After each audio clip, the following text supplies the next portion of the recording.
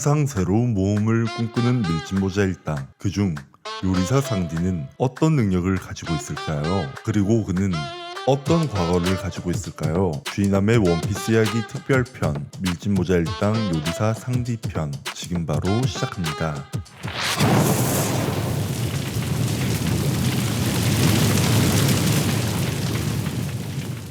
나이 21세, 키 180cm, 본명 빈스모크 상디, 통칭 검은다리. 상디는 금발의 머리를 하고 있으며 외모 중 가장 독특한 부분은 눈썹입니다. 뱅글뱅글 말린 눈썹을 가지고 있으며 원래 이름이 말린 눈썹 때문에 이름이 나루토가 될 뻔했으나 비슷한 시기에 연재된 다른 만화 주인공의 이름이 나루토가 되어서 상디로 바뀌었다고 합니다. 그리고 상디의 형제자매들은 눈썹이 반시계 방향으로 말려있고 상디는 시계 방향으로 눈썹이 말려 있습니다. 그리고 2년 후에는 일부에서 드러냈던 한쪽 눈을 가리면서 본래 가렸던 눈이 드러났는데 눈썹이 둘 다 같은 방향으로 말려 있습니다.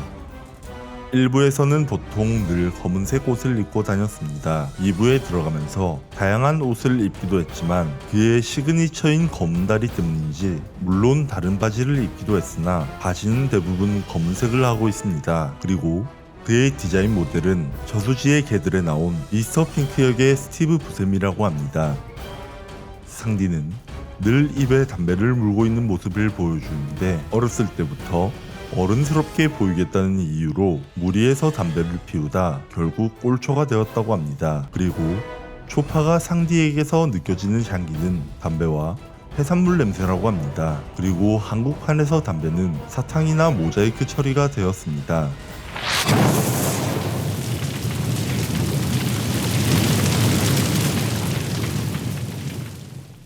원피스 세계관에는 공상으로만 존재한다고 불리우는 악의 군단이 있습니다. 그들의 이름은 바로 제르마 더블식스. 하지만 공상 속의 그들은 실제로 존재했고 영토 없는 국가로 불리웠습니다. 이유는 나라임에도 불구하고 영토가 없어 큰 전보벌레 수십 마리의 등에 타고 다니며 이 수십 마리의 전보벌레가 이동, 집결하여 하나의 나라로 만들어집니다. 심지어 영토는 없지만 엄연히 세계정부 가맹국으로 레벨리의 참석 권한도 가지고 있습니다. 지금은 비록 영토 없이 바다를 떠돌아다니지만 먼 옛날에는 노스블루를 오로지 힘으로 지배했었습니다. 그리고 현재 그들의 국왕은 빈스모크 저지입니다. 제르마 더블식스의 총수 저지는 과거 노스블루 전역을 무력으로 제압한 제르마의 영광을 되찾는 데 눈이 멀어서 수단과 방법을 가리지 않는 냉혈한이었습니다. 자신의 목표를 위해서 무엇보다 강한 전력이 필요했던 저지는 뛰어난 자신의 과학력으로 자기 자식을 강한 인간으로 만들기로 결심했습니다. 그 시험작이 바로 자신의 딸이자 빈스모크 가문의 맞이 빈스모크 레이주였습니다.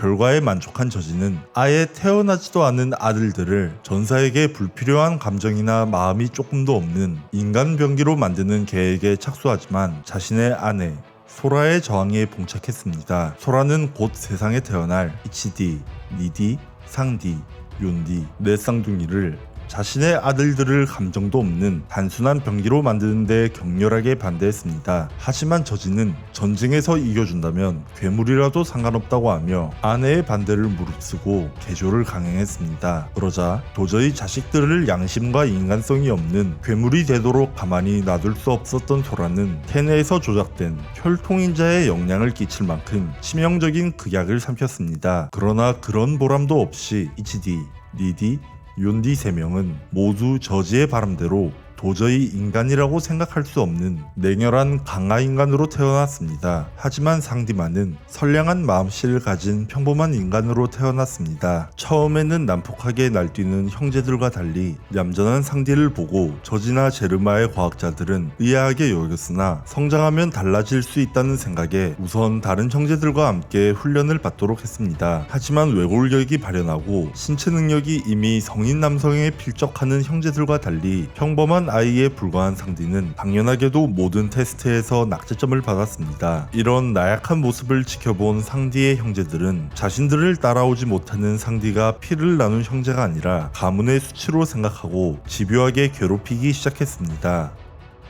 남매 중 누구보다 소라를 닮아 상냥한 성품을 가지고 태어난 상디는 작은 동물에게 정을 주는 결코 전사가 보여서는 안 되는 모습을 여러 차례 보였습니다. 심지어 극약의 후유증으로 퇴약해진 소라를 위해서 빈스모크 일가에게는 천하게 짝이 없는 일로 취급당하는 요리를 하기도 했습니다. 인간으로서 성장하는 상디를 바라보면서 소라는 눈물을 보일 정도로 감격했지만 어디까지나 전사가 필요한 저지에게는 상디는 쓸모없는 존재에 불과했습니다. 여기에 소라가 결국 약물의 후유증을 이기지 못하고 숨을 거두자 저지는 모든 잘못을 상디에게 떠넘기고 점차 상디를 거칠게 대하기 시작했습니다. 형제들에게 구타를 당하는 상디가 도움을 요청해도 진심으로 의아하다는 표정으로 일종의 수치를 내가 왜 도와야 하지? 라고 되물을 정도였습니다. 버팀목이 되어준 어머니가 사라졌지만 소라의 바람대로 상디는 형제들의 괴롭힘에도 착한 아이로 자랐습니다. 하지만 이런 나약함은 형제들이 상디를 되먹지 못한 녀석으로 생각하게 만들 뿐이었습니다. 부친의 무관심과 형제들의 구타가 이어지는 가운데 상디는 소라에게 요리를 해준 경험을 계기로 점차 요리에 관심을 쏟기 시작했습니다. 유일한 친구인 야생생쥐에게 먹음직한 볶음밥을 만들어줄 정도로 실력이 빠르게 성장했습니다. 이때쯤 상디는 평범한 인간이라는 저지 입장에서 충격적인 결과가 나왔습니다. 그러던 어느 날 저지는 결국 아무런 발전도 없는 상디를 애초에 태어나지도 않았던 처음부터 없었던 투명한 존재로 만들고자 했습니다. 상디의 안면에 스스로 벗을 수 없는 철가면을 씌우고 가짜 장례식까지 거행하면서 상디를 조난사로 처리해버렸습니다. 그리고 상디는 강제로 안면에 철가면이 씌워진 상태로 제르마 왕국의 어두컴컴한 지하 감옥으로 끌려가게 되었습니다.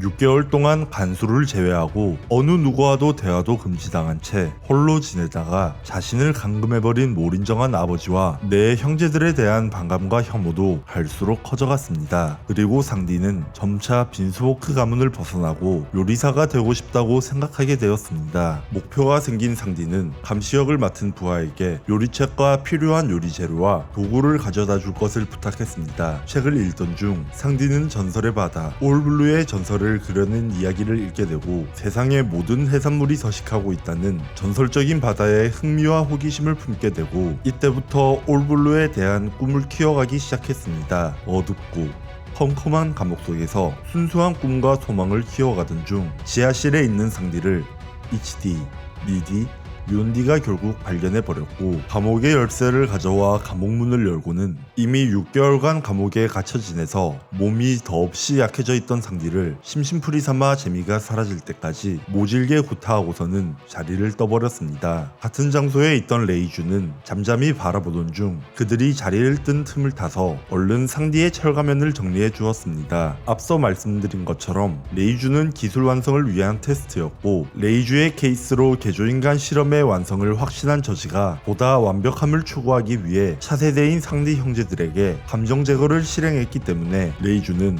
감정 제거를 받지 않았습니다. 그리고 곧 있으면 레드라인을 넘을 것이며 제르마 더블식스가 이스트블루에 도착할 거라는 정보까지 제공해준 이후 빨리 누가 보기 전에 감옥을 떠났습니다. 이스트블루로 이동한다는 뜻밖의 정보를 귀로 듣자마자 이번에야말로 천재유료의 기회라고 판단했던 상디는 형제들에게 구타를 당하고 레이주가 치료를 해주던 도중 레이주에게 나 요리사가 되고 싶어 라는 간절한 꿈이자 소망을 밝혔습니다. 레이주는 당황했지만 곧이어 눈물로 듬뿍 젖은 얼굴로 여기서 이스트블루로 달아나면 이제 두 번 다시 아버지의 얼굴을 안 봐도 될 거야 라고 말하는 동생의 애절한 부탁을 끝까지 외면할 수 없었기에 상디의 탈출을 도왔습니다. 누나의 도움으로 가까스로 탈출한 상디는 재빨리 저지의 침실에 있는 철가면의 자물쇠를 열 수 있는 열쇠를 훔치던 도중 그만 아버지 저지에게 들켜버리고 말았습니다. 상디는 무슨 일이 있어도 나갈 거라는 뜻을 내비치고 나약한 자신이 살아남을 수 없는 험난한 바닷속에서 죽더라도 상관없다고 말까지 하였죠. 하지만 저지는 말리진 않으마 철가면의 열쇠는 그대로 들고 가라. 그래도 단 하나 아비로서 하는 내 마지막 부탁을 들어줄 수 있겠느냐. 상디 내가 네 아비라는 사실을 절대 남들에게 밝히지 말아다오. 그 누구에게도 알리고 싶지 않은 오점이다. 너도 알겠지?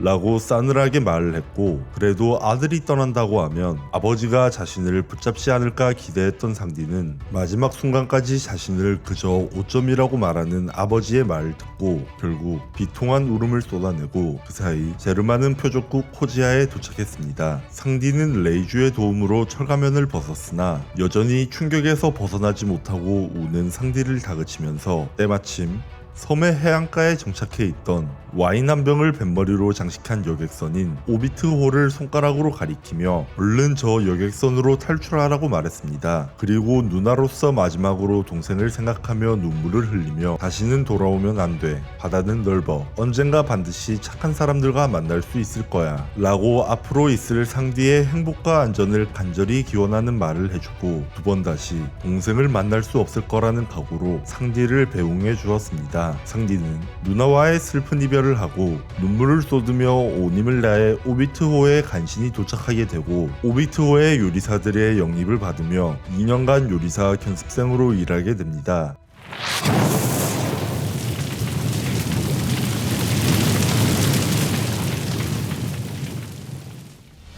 11년 전 악몽 같은 빈스모크 가문에서 벗어나 여객선 오비트호의 견습 요리사가 된 지도 어느덧 2년. 상디는 이 세상 어딘가 존재한다는 전설의 바다 오올블루를 찾겠다는 꿈을 키워가고 있었습니다. 요리사 선배들은 오올블루는 허풍쟁이가 떠들고 다니는 이야기에 불과하다며 존재 자체를 부정했지만 상디는 오올블루는 반드시 있다고 항변했습니다. 그러던 어느 날 1년의 항해를 마치고 위대한 항로에서 이스트블루로 돌아온 붉은 발 제프의 쿠쿠 해적단이 오비트호를 약탈했습니다. 상디도 필사적으로 저항했지만 당연히 묵사발이 났는데 이때 자기는 반드시 오올블루를 찾을 것이라고 외쳤습니다. 그 순간 거센 파도가 상디를 덮쳐 바다에 빠지자 예상치도 못한 제프가 구하러 뛰어들었습니다. 두 사람이 표류에 도착한 곳은 풀도 나무도 안 자라고 워낙 절벽이 가팔라서 물고기를 잡는 것도 불가능한 정말 아무것도 없는 바위섬이었죠. 그나마 함께 쓸려온 식량이 두 자루 있었지만 제프는 자기가 더 먹는 양이 많다며 더 큰 자루를 가지고 상디에게는 겨우 5일치 식량이 든 자루만 주게 됩니다. 둘은 일시적으로 휴전한 채 서로 바위섬 반대편을 지켜보다가 배가 나타나면 구조 요청을 하고 알리기로 합니다. 상디는 처음에는 하루에 한 끼 이하로 먹으면서 20일 정도만 버티면 될 거라는 낙관적인 생각을 했지만 20일이 지나도 구조선은 오지 않았고 그 후 45일 동안 빗물만 먹으며 은근히 목숨을 이어갔습니다. 그러다가 조난당한 지 70일이 지났을 때 문득 제프의 식량 꾸러미가 무척 컸다는 사실이 떠올라 절박한 심정에 죽여서라도 빼앗겠다는 생각을 품고 식칼을 들고 찾아가 자루를 찢었는데 그 속에는 먹을 게 아니라 보물밖에 없었습니다. 그제서야 상디는 제프가 식량을 자신에게 전부 양보했다는 것과 그동안 자기 오른쪽 다리를 뜯어 먹으며 버텼다는 것을 알게 되었습니다. 이에 소스라치게 놀라서 왜 이런 짓을 했냐고 울부짖었더니 제프는 우리가 같은 꿈을 가지고 있었기 때문에 그랬다고 말하죠. 그리고 이 바위섬에서 살아나간다면 남은 인생 동안 해상 레스토랑을 만들어 보고 싶다고 말하였습니다. 두 사람은 그 후 15일을 더 버틴 끝에 마침내 구조되었습니다. 이후 제프는 정말로 자신이 가지고 있던 보물을 죄다 털어서 유일무이한 해상 레스토랑 발라티에를 열었습니다. 자신이 제프의 힘과 꿈을 모두 빼앗았다고 생각한 상디는 오올블루를 찾겠다는 야심을 간직하면서도 받은 은혜를 전부 갚기 전에는 발라티에를 떠나지 않겠다고 스스로에게 맹세했습니다. 그 후 9년 동안 제프에게 걷어차이면서 요리와 발차기 기술, 기사도 등 많은 걸 배웠고 상디를 포함한 요리사들이 여자는 왜 고용 안 하냐고 툴툴댔는데 이에 제프는 자기는 때리면서 가르쳐야 하기 때문이라 답했죠. 상디가 여자도 때리면 되지 않냐고 하자 한 대 지어받고는 남자가 여자를 때리면 안 되는 건 공명시대부터 이어진 법칙이라고 한 뒤 남자의 길을 벗어났을 때에는 네 거시기를 잡아떼고 나도 목을 베겠다. 그게 부모의 뒷수습이다 라고 하였죠. 이때부터 상디는 여자는 절대 때리지 않는다는 기사도 정신을 지키게 되었습니다. 발라티에를 오픈하고 9년의 시간이 흐르고 상디는 어느덧 발라티에의 부주방장이 되었습니다. 시간이 지남에 따라 오울블루를 찾겠다는 야심도 서서히 사그라드는 듯 했습니다. 상디는 여전히 직함은 부주방장이었지만 발라티에의 직장 환경이 워낙 막장이다 보니 웨이터들이 허구한 날 그만두는 바람에 웨이터 일도 겸하고 있었습니다. 그런데 그때 막 탈출한 클리크 해적단의 전투 총대장 귀신 깅이 나타나서 당장 음식을 내놓으라고 소란을 떨기 시작했습니다. 처음에는 파티가 손님이라고 정중하게 나왔으나 음식값을 낼 수 없다는 사실을 알자 돈을 못 내면 손님이 아니지 라며 곧바로 깅을 뭉갠 뒤 식당 밖으로 던져버렸습니다. 깅은 오랜 굶주림으로 힘이 없어 속수무책으로 당할 수밖에 없었습니다. 그런데 상디는 몰래 빠져나와서 깅에게 필라프 한 그릇을 만들어 건넸고 깅은 눈물을 흘리며 허겁지겁 먹으면서 감사를 표했습니다. 하지만 깅이 음식을 준 것 때문에 혼나는 거 아니냐고 했지만 상디가 쿨하게 식기를 바다에 버려버렸죠. 때마침 발라티의 자빌꾼으로 잡혀있던 루피는 미소를 지으면서 자신의 동료가 되라고 권유했습니다. 애초에 딱히 해적이 될 생각도 없었고 무엇보다도 아직 제프에게 받은 은혜를 다 갚지 못했다고 여기고 있었던 상디는 루피의 권유를 거절했습니다. 하지만 이어서 신나게 오울블루 이야기를 하고 이를 쭉 지켜보고 있던 제프는 요리사로서 누구보다 큰 꿈을 가지고 있는 상디가 발라티에에만 있기에는 아깝다고 여겼죠. 제프는 일부러 상디를 도발하며 밀짚모자 일당을 따라가게 유도하지만 상디가 격렬하게 반발하자 일단은 물러섰습니다. 그로부터 이틀 후 해적 함대 제독 클리크가 함선을 이끌고 발라티에를 방문했습니다. 비열하기로 유명한 클리크의 등장에 다른 요리사들은 일제히 경계했지만 상디는 이번에도 음식을 만들어 클리크에게 건넸습니다. 하지만 깅과 달리 클리크는 배가 부르자 태도를 돌변했고 음식을 준 상디를 날려버리고는 약속과는 틀리지 않냐는 깅도 쳐낸 뒤 발라티에를 접수하겠다고 선언했습니다. 우선 굶주리고 있는 자신의 부하 100명에게 먹일 식량을 내놓으라고 했습니다. 다른 요리사들은 클리크의 억지에 일개의 분개하지만 상디는 100인분을 준비하기 위해 터덜터덜 주방으로 향했습니다. 다른 요리사들이 총까지 들이대면서 자신을 가로막자 상디는 요리사란 먹고 싶어하는 녀석에게 음식을 만들어준다라고 일갈하면서 쏠 테면 쏘라고 나왔습니다. 그때 제프가 와서는 클리크에게 100인분의 식량을 넘겼습니다. 클리크는 시간을 줄 테니 살고 싶은 놈은 배를 버리고 떠나라고 엄포를 놓고 자리를 떠났습니다. 요리사들이 왜 저런 놈에게 식량을 넘겨주냐 하자 제프는 넓디 넓은 이 바다 위에서 물과 식량을 잃는다는 것이 얼마나 큰 고통인지 아느냐 라고 말하면서 클리크에게 음식을 건넨 상디를 감싸고 갈 사람은 빨리 뒷문으로 도망치라고 지시하지만 아무도 떠나지 않았습니다. 그리고 깅은 이 모습을 보고 경악했죠. 상디는 그런 깅에게 배고픈 녀석에게 음식을 주는 것이 요리사로서의 자신의 정이지만 이제 너의 패거리는 배부른 약탈자이기에 이 가게를 빼앗으려 깝죽대는 놈은 너일지라도 가차없이 죽일 거라고 경고했습니다. 결국 클리크 해적단과 발라티에의 싸움이 시작되려는 찰나 심심풀이로 클리크 해적단을 추격한 세계 최강의 검사 메이눈 주라클 미호크가 나타났습니다. 평생의 목표를 만난 조로는 바로 미호크에게 도전하지만 처참하게 패배했습니다. 그리고 억지로 자신의 꿈을 억누르고 있었던 상디는 그런 조로를 보고 완전히 돌았다며 마치 자기 자신에게 하는 말인 듯 그게 그렇게 어렵냐 야망을 버리는 게 라고 소리쳤습니다. 이후 어쨌거나 미호크는 퇴장하고 클리크 해적단과 본격적인 싸움이 시작되었습니다. 제프에게 발차기를 배운 상디는 강했기에 클리크 해적단 제2부대 대장 철벽 파알마저 상디의 상대가 되지 못했습니다. 하지만 그 순간 깅이 제프의 의족을 부러뜨린 채 총을 겨눠 인질로 잡고 만약 구하고 싶다면 얌전히 이 배에서 내리라고 요구했습니다. 하지만 상디는 발라티에는 노인네의 보물이며 언제나 빼앗기만 했던 자신이 더 이상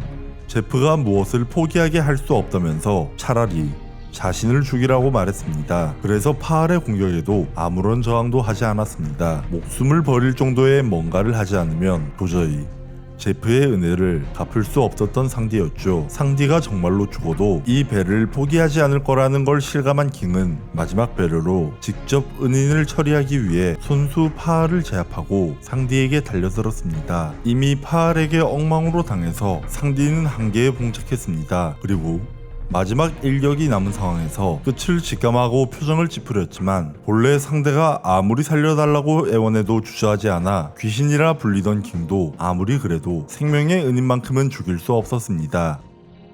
결국 킹은 클리크에게 숙청당하게 됩니다. 자신의 동료를 한낱 도구로 취급하는 클리크에게 분노한 루피는 치열한 전투 끝에 승리를 거두었습니다. 루피와 클리크의 싸움을 처음부터 끝까지 지켜본 상디는 뱃속에 품은 한자루의 창, 즉 신념을 곱씹었습니다. 자신과 자신의 야망과 신념을 위해서 생명을 불사르는 밀짚모자 일당을 보고 그동안 눈을 돌리고 있던 꿈에 대한 열정이 되살아났지만 아직 제프에게 솜씨를 인정받지 못했고 이번 같은 일이 다시 일어나지 않는다는 보장도 없기 때문에 단호한 상디의 태도에 결국 루피도 단념했죠. 하지만 제프는 여전히 상디를 보내주는 것이야말로 진정 그를 위한 길이라고 생각하고 있었습니다. 그래서 요리사들과 함께 공개적으로 상디의 요리 실력을 깎아내려 화를 돋우어 발라티엘을 떠나도록 연기를 했습니다. 이를 위해서 처음으로 상디를 요리사의 생명인 손으로 때렸습니다. 상디는 이에 발끈에 뛰쳐나갔지만 전부 자신을 위한 연기였다는 사실을 엿듣고 오울블루를 찾기 위해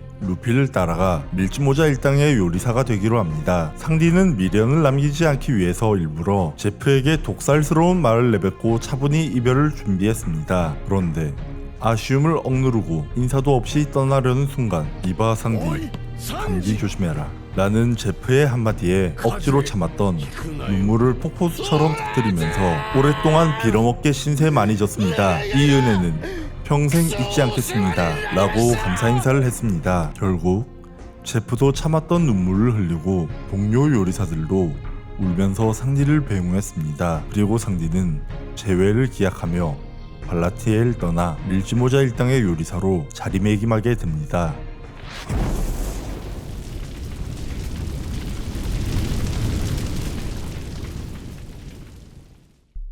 상디는 주로 발차기 공격을 하는 발차기 고수로 몽키디 루피, 롤로노와 조로와 함께 밀짚모자 일당의 괴물 3인방 중 한 명에 속하면서 조로와 함께 선장 루피의 양날개로 활약하고 있습니다. 조로는 무장색 패기의 중심으로 강력함을, 상디는 견문색 패기의 중심으로 강력함을 보여주었습니다. 상디는 저 멀리 떨어지는 여해병의 눈물 소리를 들을 정도로 견문색의 감지 범위가 넓고 예민한 편입니다. 여자의 눈물이나 도움을 요청하는 소리 등 루피와 같이 있는데도 루피보다 더욱 예민하게 반응하는 것은 사실로 상디도 일부에서 약간은 견문색의 눈뜬 모습을 보여주었는데 스릴러 바크에서 압살롬과 대결할 때 다음에 무슨 공격을 할지 예측해서 대응했습니다. 그리고 심지어 미래 예지의 경지인 카타쿠리의 기습도 피한 적이 있습니다. 보통 원피스의 전투 구도는 루피가 적의 대장을, 조로는 2인자를 맡고 상디는 바로 그 밑에 3인자를 상대합니다. 그리고 이러한 예시는 밀짚모자 일당과 바로크 워크스 CP9과의 전투가 가장 대표적입니다. 상디는 붉은 발의 제프와 함께 생활하면서 그에게 발차기 기술이나 전투 방식을 배웠습니다. 그래서 요리사의 도구인 손이나 시카를 쓰지 않겠다는 신념으로 전투에는 오로지 다리를 이용해 공격합니다. 그러나 예외적으로 라면 면발을 갑옷으로 입은 완제처럼 상대방이 식재료로 간주되면 시카를 꺼내 이도류 시칼 솜씨를 발휘하기도 했습니다. 하지만 아쉽게도 적에게 시카를 사용하는 모습은 완제전에서 딱 한 번밖에 나오지 않았으며 그마저 완제의 라면 갑옷을 해체한 데만 사용하고 다시 다리를 이용한 전투 기술로 쓰러뜨렸습니다. 상디의 발차기는 초인급으로 묵직한 편인데 발차기 한 방으로 상대를 지면에 내리꽂아 지면을 갈라지게 하는 기염을 토한다던가 CP9의 채술인 철계를 무너뜨릴 정도의 다리 힘을 가지고 있습니다. 하지만 2부에 들어가면서 조로나 루피가 파워업을 한 것에 비해 상디는 월보 외에 크게 강력해진 것을 볼 수 없었습니다. 그러나 빈스모크 가문의 레이드 슈트까지 손에 넣은 지금 상디의 전투력은 의심할 여지 없이 강하다고 볼 수 있습니다. 제르마 더블식스의 특제 강화복 레이드 슈트를 손에 넣으면서 백수의 적단의 고위 간부, 즉 주역이라 불리는 토비로포의 일원인 페이지 1을 완전히 쓰러뜨리지는 못하더라도 우위를 점하고 손쉽게 제압할 정도로 엄청나게 파워업했습니다. 또한 애니 한정이지만 슈트를 입고 호킨스와 드레이크랑 합을 겨룰 정도로 강해지기까지 했습니다. 즉 상디 역시 일부 최악의 세대 멤버들과 대결 구도에서 밀리지 않는 수준을 볼 수 있습니다. 심지어 사왕 최고 간부 카이도 대간판 중 한 명 킹의 공격을 전통으로 막고도 상디가 젠장 맞을 정도로 튼튼한 슈트네 라고 중얼거릴 정도이니 상디의 전반적인 공격력과 방어력이 레이드 슈트를 통해 얼마나 성장했는지를 알 수 있습니다. 하지만 아직까지 상디의 최종 필살 기술은 디아블 잠부로 한쪽 다리를 주축으로 전신을 팽이처럼 회전시키면서 반대쪽 다리를 지면에 지속적으로 마찰시켜 그 마찰열로 발화시킨 뒤 달아오른 다리로 상대는 살이 불타버리며 뼈를 부수고 뼛속까지 태워버립니다. 고로 디아블 잠브는 기존의 기술의 강함을 끌어올려주는 일종의 버프형 기술이라고 볼 수 있습니다. 그리고 참고로 다리가 불타고 있는 상디가 아무렇지 않은 이유는 마음이 더 뜨겁게 타오르기 때문이라고 합니다.